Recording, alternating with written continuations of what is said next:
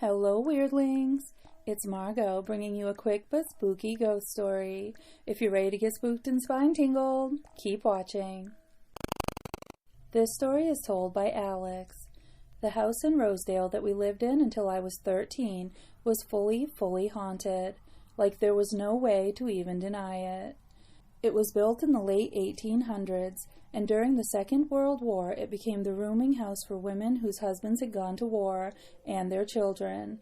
That might be why we felt like our ghosts were maybe a mother and her child, because there was a maternal presence and a more playful, kid-like energy too. There were things that happened almost every day, like the front door opening and closing, followed by the sound of someone running up the stairs.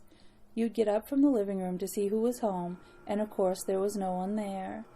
You'd often hear someone bouncing a ball up and down on the third floor. In fact, I can remember lying in bed one day when I was homesick from school and just getting annoyed by this kid making a noise above my head. The room above me where the noise was coming from was also my mom's office, and she said she often heard the keys on her keyboard going impossibly fast, like a little kid playing around. Of course, when she went up to check, there was no one there, and the computer was turned off. The female ghost was always lovely and protective toward my mom and me, but she hated men. One time, my parents got into an argument, and my dad was relegated to the spare room.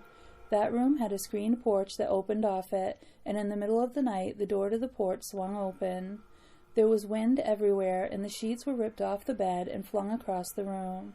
My dad woke up petrified and ran back to my parents' room.